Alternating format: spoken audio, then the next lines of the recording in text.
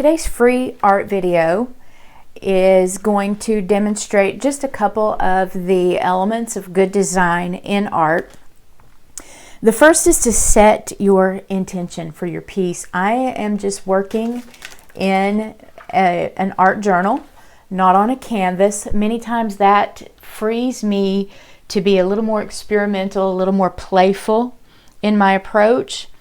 And so setting an intention for your art can be purely as simple as, for example, I'm going to practice painting faces, and that's what I'm going to do right here.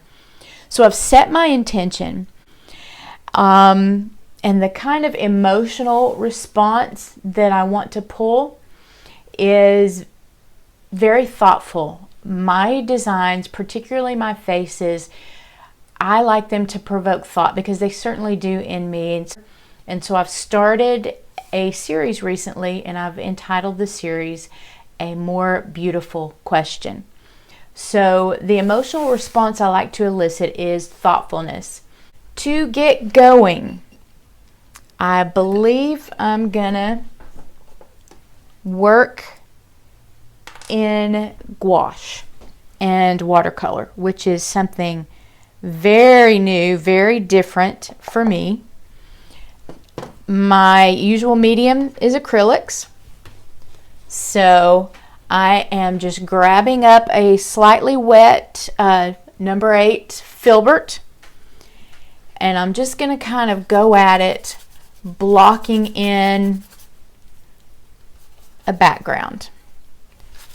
The paint that I'm using is a painter's Payne's Gray, gouache. There'll be times where I'm going to have to kind of fade in and out of talking because I'm still not good at talking and working at the same time. But you can sort of see here, I am beginning to block in a face. Now, the thing I have to keep in mind, since I am working with a medium that is entirely water soluble, is I'll have to discover for myself at which point I want to freeze the work that I have here, because anytime I introduce another wet medium, it's going to mess with the layer beneath it. So I will decide at which point and which stage I want to stop and keep or freeze what I have. I will spray it with this Krylon workable fixative, and we'll just keep going, see what happens. All right, again, just working in, blocking in a background with Payne's Gray gouache, trying my best to stay very, very loose. Now, when I do a face, I like to think of what's beneath the skin. I like to think of the human skull. And so I block in literally a block, a square, and a wedge beneath the square. That square, I need to switch to a pencil here so that my marks can be erased or blended in.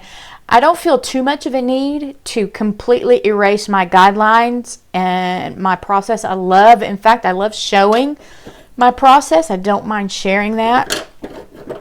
So I've got my drawer open here looking for a water-soluble pencil. So you have your square, and I don't know if you can see a wedge beneath that. Always hold your pencil or your paintbrush half or more from the tip. Do not get up close onto the tip and work close and tight. Back off about this far, and don't worry about the stray marks. So here's the square I have blocked in. I'm going to divide that into thirds and just put some light guidelines. So if you think of the human eye, you have 1, 2, 1 in the middle, 3, 4, 5. So I want to come in to the middle here, and I'll go ahead and kind of block in a nose. A nose is like a wedge. And then your eyes, or the eye sockets, are actually much larger than the eyeball itself. So I'm going to just drop those in right there. The bottom of your square here is typically where the lower lip is going to be. So coming down from the nose here, I'm just going to lay in the top lip. Now the top lip is usually right under because it's right under the nose, it's going to be darker and a little more shaded than the bottom lip. Now that top lip curves up, as you know, and down, back up again and down. Now when you come under to finish that top lip, you're going to kind of follow the same line. You're going to go up, I don't know if you can see that, down, up, and back down again. Now what a lot of people want to do here when they draw, sketch, or paint lips is to make them very complete, and that makes them cartoonish. You want to lose your edges with your lips. Lose the edges, kind of like you do when you get past middle age. You don't have very defined lines where your lips are. That's really what you want to go for when you're sketching or painting the human mouth. So I'm going to let some of my lines just kind of drop off here. I'm going to bring that upper lip, I'm going to curve it, a pretty steep curve straight down. That's what I like. Your top lip is more shaded than the bottom lip. I'm going to put a little circle here. That reminds me, I like to work a lot. First, I will block in everything using very angular lines. That's step one. Then I begin to go in and curve everything off. These circles represent cheekbones. This represents the light that falls on the bottom lip. Then I'll come under here and there'll be another circle that kind of represents the rounded part of the chin. Then there's another circle that represents the ball on the tip of the nose. Then I'll come in and start rounding off for the top of the head. All right, I hope you can see that. So now I'm going to come in and begin working the eyeball.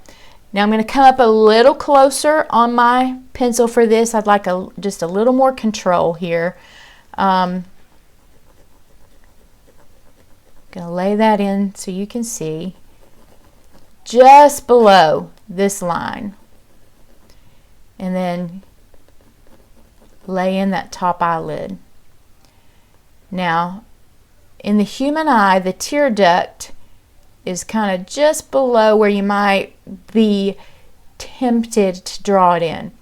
So I'm going to lay that in kind of as a guideline for myself. And then the eye actually slants a pretty steep curve straight up from there, and then just slightly across, and then a sharp curve down. And the older you are, the more that kind of drapes right there. So I am practicing painting and sketching faces that look like they could be middle-aged or older. So there's that tear duct, and you want to kind of come in and then down and then back up. And again, notice how I'm losing my lines here.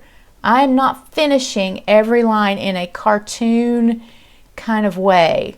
Okay, up, down, and coming in. All right, and this is not how this isn't the final product by any means. These are just lines I'm putting in so I can begin to lay this face in. All right, I'm gonna suggest an eyelid, and you're gonna hear me use that word suggest often. I'm very suggestive in my art.